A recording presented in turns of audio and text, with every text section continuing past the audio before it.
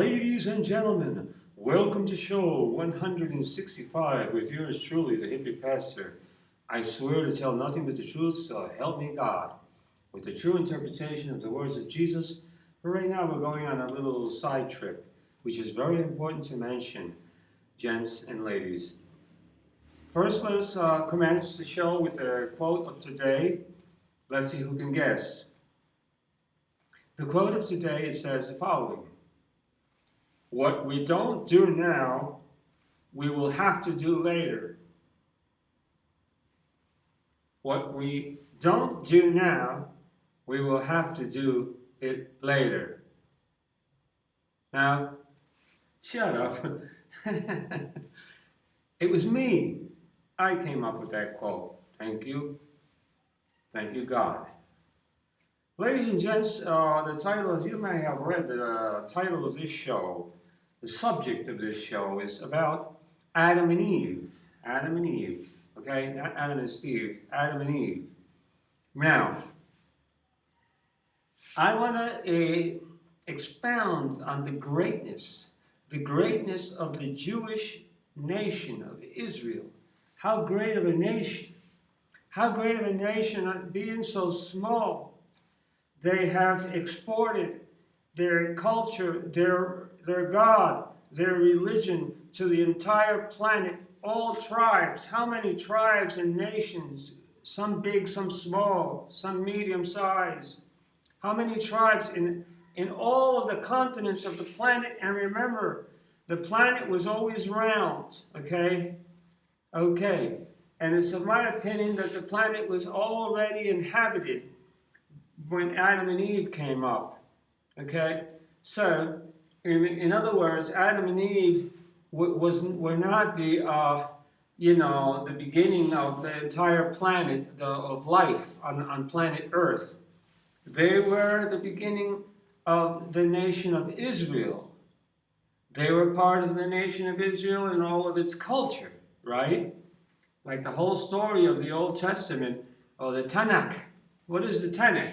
The Tanakh is a Hebrew Bible of 24 books. The Christians, they brought it down to 39 books because they had a different type of way to count them. Okay? And then we got the Torah, which is composed of the Torah. The Tanakh, composed of the Torah, was the 5 books of the law, right? Moses and all that stuff. Then you got the Nevim, I hope I pronounced them correctly. The Nevim, which was the prophets, 8 books, the Psalms, and the Ketuvim, writings in 11 books, right? Then we hear a lot about the Talmud, which is the Mishnah and Gemara. The Talmud is a record of debates from the rabbis, in the 2nd and 5th century about the teachings of the Torah, right? Don't get confused now. Read it yourself and Google it. Okay, so then we have the whole history of Israel, right, which was in the Old Testament. So obviously the Christian religion, they had the New Testament, which is the epistles of some of these people like Paul and Peter, John, and a few others wrote, comprised the New Testament, and then the 4 Gospels of Jesus Christ.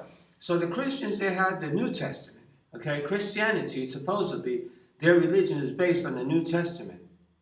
But they added the Old Testament to the Christian book, which is of the Jewish religion. So what am I trying to say here? I'm trying to say that the Christianity is just an off-branch of the Jewish religion. It doesn't stand on its own. Christianity does not stand on its own. I'm not talking about Jesus Christ. He was already gone by the time they came up with the Christian religion, which was opposite of Jesus Christ's teachings of make love, not war, and that God's religion is love, and that we are free from religion. That's why the religious leaders in Israel in those days had Jesus executed, crucified for being a blasphemer, according to them.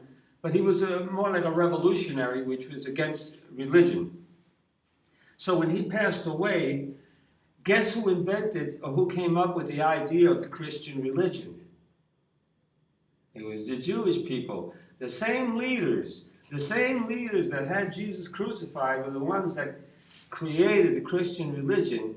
Look how highly intelligent and how gifted and how smart the Jewish people are, that they they jumped on the bandwagon. If you can't fight them, join them, right? Because Christianity was growing so fast with this revolutionary ideas of Jesus Christ, but they took over, turned it around, and made it into another warmongering religion. Because if you read the Old Testament, it was a lot about war. The Israelites fighting tribes that were from that worshipped other gods, because supposedly they had the only one and true God, right? Israel, they had the only one and true God that Moses saw in Mount Sinai.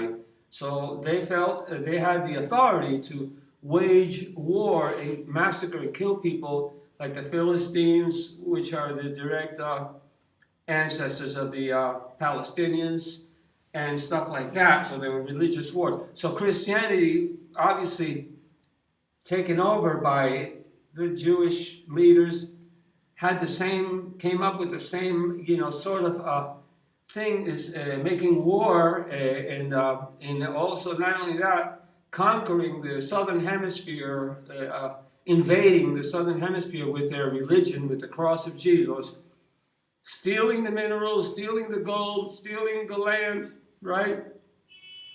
And killing people who would not take upon themselves their religion, the Christian religion, which was really backed by the Jewish religion, and they were the ones really behind. They used Christianity to expound. But look at the marvel. I'm like flabbergasted, and I still can't get over how the marvel of wisdom, of creation, of intelligence of the Jewish people. I'm not anti-Semite.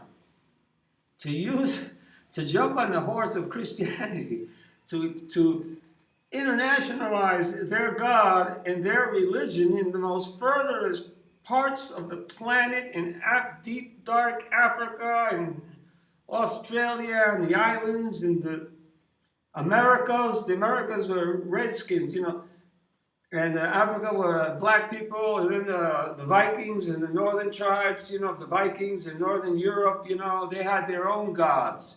They had their own culture. They had their own beliefs, and they had their own system, and they had their own religion. But the Jewish people managed to expand their religion of just this one tiny nation of Israel, one small tribe, so to speak, compared to the entire planet. And then they tell you that there was no life on the entire planet before Adam and Eve. I no longer buy that story. I was taught in the schools, Samson, the great heroes these were great heroes of one little country, the country of Israel. Like Samson. I don't think Samson was a hero. I think he was a bully. And, I think the hero there was King Solomon. Because King Solomon, he instituted religious freedom.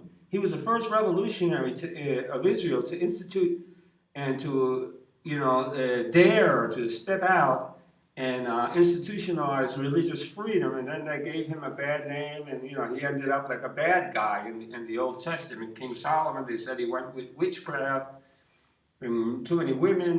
But he was a hero, I think, not Samson. Samson was just a bully massacring poor Palestinians, Philistines in those days, because they had a different god.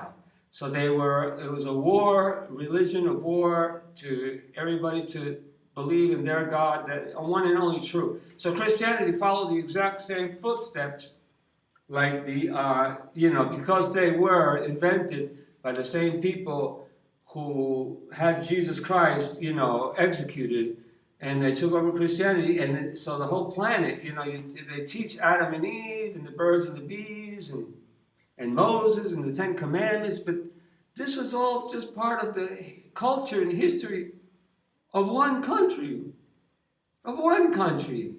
And and they internationalize it to the entire planet. When the truth of the matter is that every single country and every single nation and every single tribe had their own culture, their own gods, God or gods, their own history.